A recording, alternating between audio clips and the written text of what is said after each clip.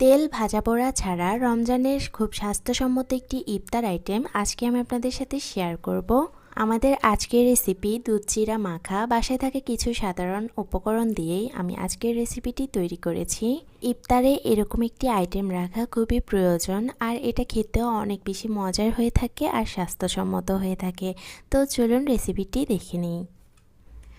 আজকের রেসিপির প্রধান উপকরণ হচ্ছে চিরা। আমি এখানে 1.5 কাপ পরিমাণ চিরা নিয়েছি। এখন আমি চিরাগুলোকে ভালোভাবে ধুয়ে নিচ্ছি। কয়েকবার করে পানি পাল্টে পাল্টে চিরাগুলো পরিষ্কারভাবে ধুয়ে নিতে হবে। আমি চিরার মধ্যে কিছুটা পানি দিয়েছি আর ঠিক এভাবে হাত দিয়ে ধুয়ে নিচ্ছি। এটা একবার ধুলেই হবে না, বারবার করে পরিষ্কার পানি পাল্টে পাল্টে ধুয়ে নিতে হবে। ভালোভাবে ধুয়ে নেওয়ার পর আমি এখানে পরিষ্কার পানি দিয়ে প্রায় 30 মিনিটের মতো চিরাগুলো ভিজিয়ে রাখবো। এতে করে চিরা অনেকটাই নরম হয়ে আসবে। চিরাগুলো ভিজতে থাকুক। অন্যদিকে আমি একটা বাটিতে নিয়েছি 1/2 কাপ পরিমাণ নারিকেল কোড়া, দিচ্ছি 1/4 কাপ পরিমাণ মিল্ক পাউডার। মিল্ক পাউডার ব্যবহারের ফলে চিরার স্বাদ অনেকটাই বেড়ে যায়, তাই অবশ্যই চেষ্টা করবেন মিল্ক পাউডার ব্যবহার করার।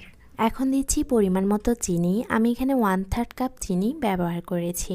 স্বাদ মতো কিছুটা লবণ দিয়ে দিচ্ছি আর দিচ্ছি 1.5 কাপ পরিমাণ লিকুইড মিল্ক। সব কিছু দিয়ে দেওয়া হয়ে গেলে সবগুলো উপকরণ একসাথে মিশিয়ে নিচ্ছি। এই পর্যায়ে টেস্ট করে নেবেন সব কিছু ঠিক আছে কিনা। মিল্ক পাউডার, নারিকেল অথবা চিনি কোনো কিছু কম হলে এই পর্যায়ে দিয়ে দিতে পারবেন। যেই চিরাগুলো আমি পানি দিয়ে ভিজিয়ে রেখেছিলাম, চিরাগুলো পানি চুষে একদম শুকনা হয়ে গেছে। এখন আমি দুধের মিক্সিংয়ের মধ্যে দিয়ে দিচ্ছি। চিরা মাখানোর জন্য আমি এখানে নিয়েছি মাঝারি সাইজের 2টি কলা।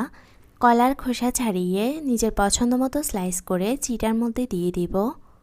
কলা আগে থেকে কেটে রাখলে কালচে হয়ে যায়, তাই চিরা মাখানোর সময় কলাগুলো টুকরো টুকরো করে কেটে আমি চিরার মধ্যে দিয়ে দিচ্ছি।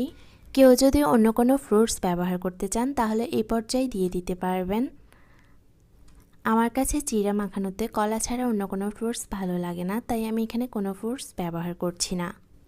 এই তো সবগুলো চিরা মাখানো হয়ে গেছে। এখন আমি একটা সার্ভিং বলে নিয়ে নিচ্ছি। বাসায় থাকা সাধারণ কিছু উপকরণ দিয়ে এই রমজানে আপনার ইফতার আইটেমের একটি আইটেম হতে পারে চিরা মাখা। এটা খুবই স্বাস্থ্যসম্মত, তাই অবশ্যই চেষ্টা করবেন প্রতিদিনের ইফতার আইটেমে এরকম কিছু ডেজার্ট রাখা। দেখার সৌন্দর্যের জন্য আমি এখানে উপর থেকে কিছুটা কলার টুকরো আর নারকেল কোড়া দিয়ে দিচ্ছি, এটা অপশনাল। এই ছিল আমার আজকের রেসিপি। আশা করছি আপনাদের সবার কাছে আমার আজকের রেসিপিটি ভালো লেগেছে।